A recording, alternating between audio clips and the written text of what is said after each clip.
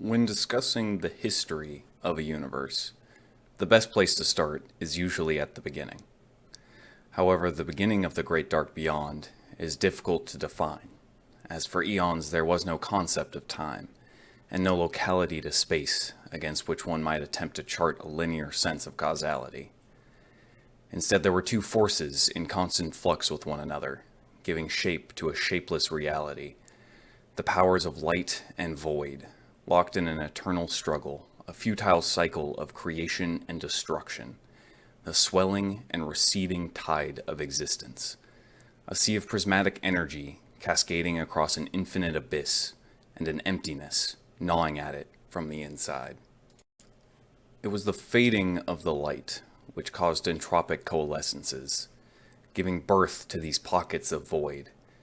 Where exactly these twin powers were born from is likely fruitless to try and answer, as their limits and origins both seem to be vast and incomprehensible. The only thing that can be certain is that they cannot exist without each other, for they can only be defined in the contrast they create. This was our universe for what might have been an infinite span of time, or perhaps mere fractions of a second, impossible to understand and utterly inhospitable. However, for reasons not entirely understood, the sources of these immense cosmic forces became locked outside of reality, away from one another. The widely accepted explanation for why is that their own conflict created a series of explosions, splitting the cosmos and themselves from it. The moment of this shattering is where we might consider the true history of the Great Dark Beyond to begin, in the aftermath of this cataclysmic sundering. Within these first few moments, the most chaotic energies left within our reality bore holes in its weakened fabric. Through these holes, they gave shape to the twisting nether, the plane of chaos, whose magic was fell. This is the home of demons, not through genesis of its own, as chaos does not build, only corrupting and destroying what it cannot corrupt. It is this corruption that gives rise to demons, the nether twisting beings that dwell within, or those whom it can reach with fell magic in the Great Dark Beyond.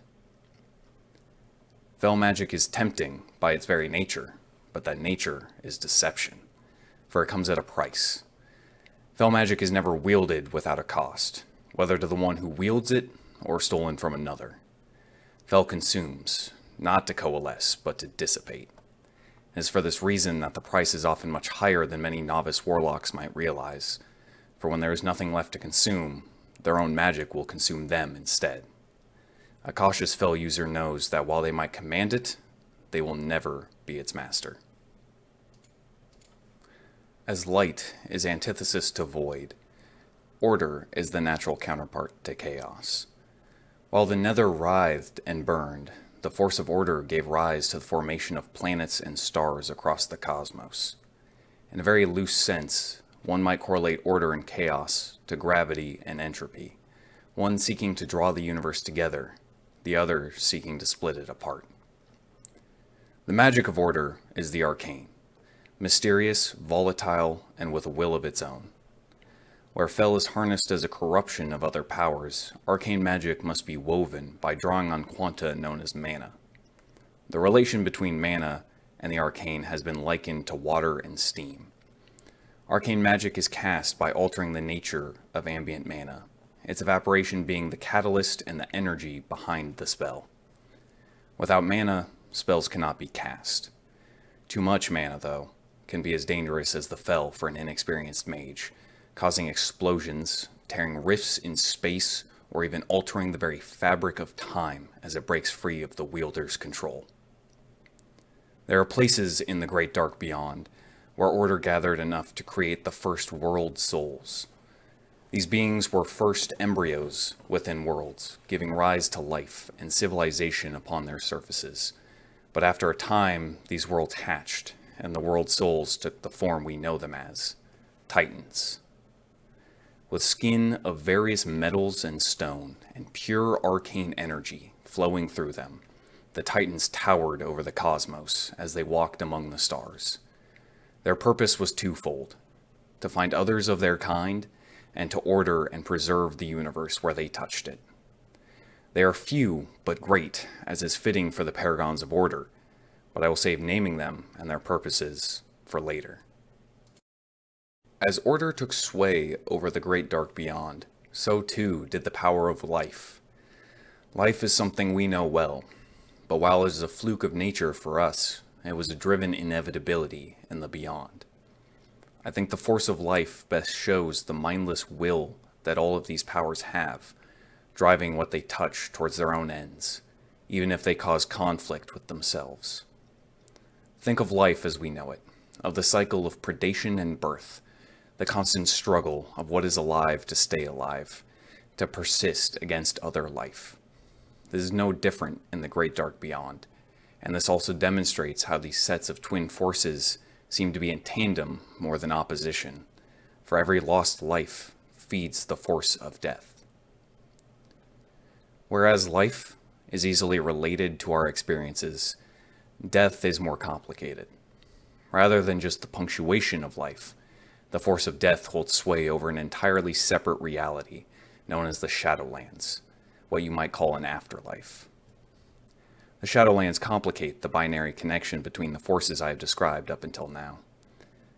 For one, there's a realm within the Shadowlands dedicated to the cultivation and rebirth of servants of life, what one might assume to be their inherent foe.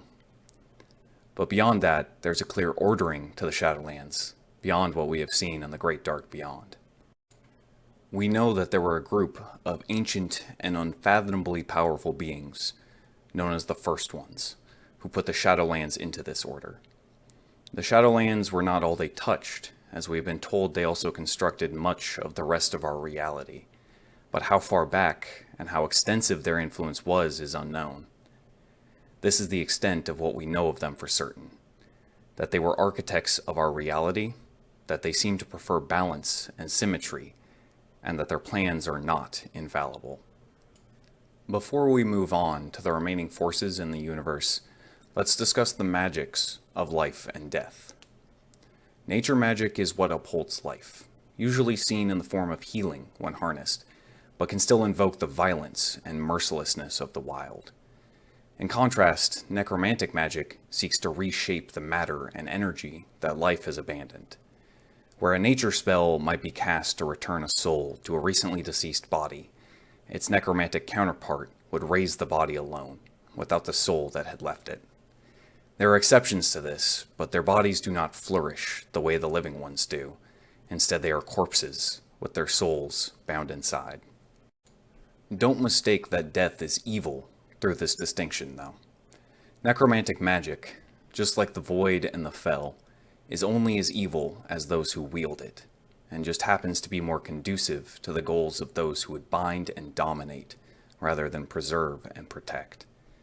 An easy way to dispel the illusion of evil is in the role of the Shadowlands, taking the energy of dead souls, called anima, and finding them a new purpose, fitting of their life, while using that anima to keep the clockwork of death ticking. It is not the power of death which is anathema to mortals, but those who would drag its magic where it does not belong. It is this choice of how one wields power that marks the next grouping of forces, the elements. There are 6 elements, 4 which shape the world, and 2 which in turn shape them. The 4 are likely familiar, those of earth, fire, air, and water. The other 2 are known as spirit and decay. Spirit inspires cooperation and coexistence, and is the tool of shamans who seek the blessing of the elements. Decay causes conflict and discord, and is the tool of shamans who seek to command the elements. Spirit asks, and decay demands. Spirit and decay exist independently of shamans, though, and their presence is usually what determines the climate of a world.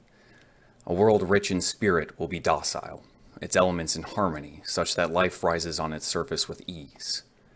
However, the absence of spirit leads to decay, causing the elements to war with one another, even taking physical form as elementals to fight not just with volcano, storm, tsunami, and earthquake, but with real combat.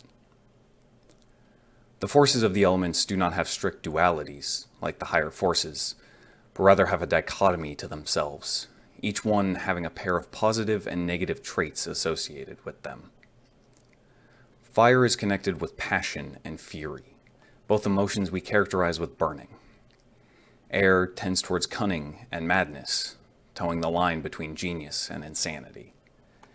Earth builds upon stability and stubbornness, immovable as mountains. Water flows towards tranquility and indecisiveness, as adaptable and ever-changing as Earth is immutable.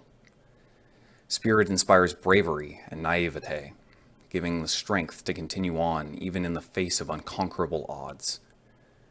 Finally, decay brings efficiency and ruthlessness, finding the path to ends, no matter the means.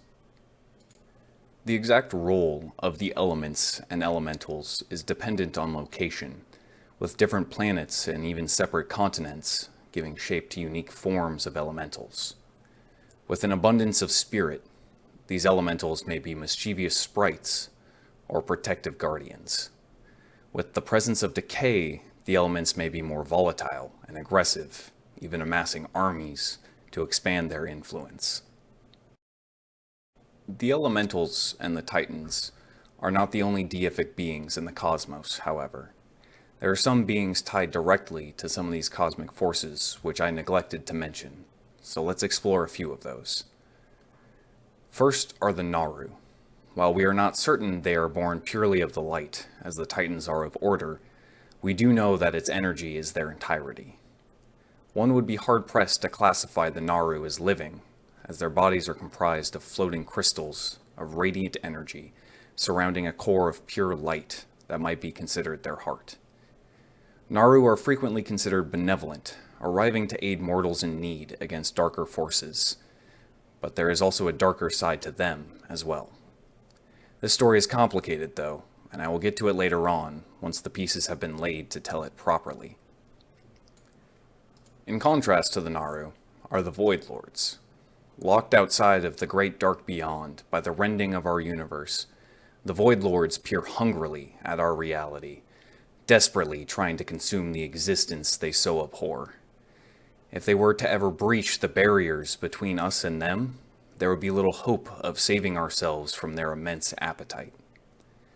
While they themselves cannot enter the material realm, they can and have sent tendrils of their influence across our cosmos. Mere fractions of their own power, these fragments are known as the Old Gods. A blight upon worlds they embed themselves in. Old Gods are a disease meant for gestating world souls, to corrupt and reshape a forming titan into a harbinger of the void. Old Gods themselves are already a distressingly powerful threat, as grotesque and mountainous masses of flesh, eyes, and tentacles. They seep their taint into the land they touch, giving rise to armies of aberrations and twisting natural life to their cause.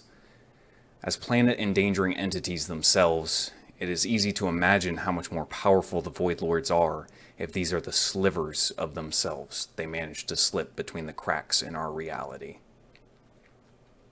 On a less dire note, we have the Eternal Ones, also called the Pantheon of Death. These four, which were previously five, before one betrayed them, watch over their realms of the Shadowlands. They were created by the first ones to serve a plan, only referred to as the Purpose. The only one who seems to know this plan is the Arbiter, a silent judge of all mortal souls who determines their rightful afterlife.